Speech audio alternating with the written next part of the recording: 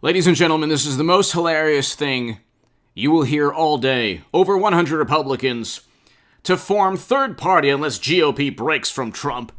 Okay, here's a newsflash. President Trump defeated every Republican candidate in 2015 and 2016. Easily. He annihilated and decimated and obliterated Jeb Bush. He did the same thing with Romney the past couple of years, and now he's doing the same thing with Cheney. Three dynasties. The Romney, Bush, and Cheney dynasties are now down the tubes in the toilet in terms of long-term political influence. He did this after never having run for office, his first foray into politics. Newt Gingrich said something interesting the other day, and it's true. A lot of this is beyond President Trump. People have longed for a populist foreign policy. I have told people that I know, and I've told people for the past 4 years, you go from Bernie Sanders to President Trump because of a populist foreign policy, a foreign policy that brings home Americans. It goes in one ear, out the other. They don't care. People do not generally, unfortunately, people do not care. They care about Russian bounties because it's like they get this Pavlovian response whenever they hear Putin or Russia, because they've convinced themselves, they've convinced themselves that high to moderate confidence assessments should be taken seriously, pertaining to a dossier or an ODNI report or a third-party tech firm, all linked in various ways to the Democratic Party. The Democrats purchased the dossier. There was never any evidence to investigate Trump. You'd have to be an imbecile to believe that Russia really feared Democrats or Clinton. When even James Comey himself stated it's almost certain foreign adversaries, including Russia, infiltrated Clinton's servers. But again, with top secret intelligence. But no, they chose the DNC. That was their big goal. But anyway, President Trump, hit subscribe to this channel right now. I used to be the biggest Bernie Sanders booster on the internet, according to the Huffington Post. I used to be the unofficial scribe of Sanders' most hardcore voters, according to the Washington Post. You could read my writing in The Hill, the Huffington Post, Salon, the Jerusalem Post, the Federalist, the Daily Caller, other publications. People vote for President Trump because he negotiated a deal to get us out of our longest-running military conflict and counterinsurgency quagmire on May 1st, 2021. This is what drove me and what drives me. If Biden or Democrats stood for that, I would vote Democrat. I am going to vote for any person that opposes the Lincoln Project. If you retweet Bill Kristol, not Lincoln Project, but similar, same type of organization, you're the immoral one, not me. You're the person who lacks knowledge and is ignorant of history and is on the wrong side of history. These are the people who pushed for never-ending counterinsurgency conflicts.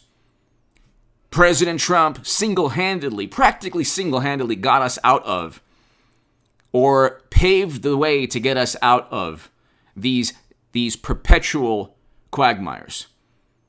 May 1st, 2021, he negotiated a deal. Biden, of course, keeps us there indefinitely. He says September, but I don't trust him.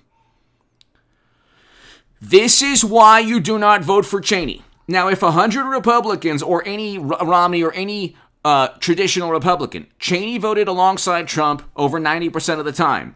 Axios, over 100 Republicans to form third party unless GOP breaks from Trump. By Rebecca Falconer, May 11, 2021. More than 100 Republicans will sign a letter Thursday on creating a third party if the GOP doesn't break with former President Trump. Do it!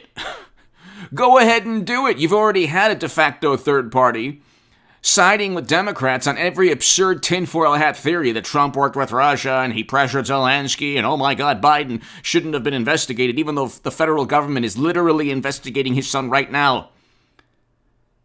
We should have known this before the first impeachment. They impeached Trump for what the federal government's doing right now in investigating his son. And the emails are there. It's written. There's nothing fabricated about this. There's no fantasy here. It's actually, those emails are, how can you use your influence on behalf of the company? The influence being his father. I give 10% to the big man, his father. These are pay-to-play schemes. Things that they accuse the Trump children of doing actually are proven, or the circumstantial evidence shows in those emails. You have Hunter Biden's emails, you have Clinton's emails, you have Anthony Weiner and Huma Abedin's emails. These people cannot type one email without a catastrophe. And they always get caught with their hands in the cookie jar. They always get caught with their pants down. Oh my goodness, I know how that feels. What is? I mean, the problem's with you, not me. Do you speak English? What is? He was convicted for perjury. Trump was never convicted under a legal statute in the House. And he wasn't convicted in a court of law for the 6th of January, even though that shouldn't have happened that day. Democrats make categorical claims and they never back them up. Where are the indictments? He's a criminal. Good. Where are the indictments? You want to know why Clinton wasn't indicted? Because James Comey stated, we couldn't find intent. The head of the FBI went to bat for the Democratic Party and got rewarded. Everybody wants favorable media coverage. Everyone. Comey, Strzok, McCabe, Clapper, Brennan, Debbie Wasserman Schultz, the third-party tech firm CrowdStrike, the Steele Dodge, Christopher Steele, anyone against Trump, Cheney, Adam Kinzinger, Romney, Ben Sass, they all get love from media because media is not impartial. Used to be somewhat impartial. Now it's an extension of the Democratic Party. And that's not hyperbole. It really is. What's the difference between a CNN anchor and Stephen Colbert? Or Bette Midler, or anyone, or Robert De Niro, or Debbie Wasserman Schultz, or Clinton, or Biden? What's the difference? The same person. Every element of society is against Trump, and yet he still gets 74 million Americans, because 74 million Americans vote either for foreign policy reasons, because foreign policy is not Facebook ads, sorry. Okay, the intelligence community has no business weighing in on domestic issues. Zero business at all. They've been wrong from everything from the Bay of Pigs, Gulf of Tonkin, WMD, now Facebook ads. We need to revere these people. We need the FBI, and we need intelligence agencies to get the top 10 most wanted, all of that. But you don't... A peaceful transition of power ended with President Obama going after Trump, and without a shred of evidence, zero direct evidence, and the circumstantial evidence was literally purchased, whether it was a dossier or a third-party tech firm.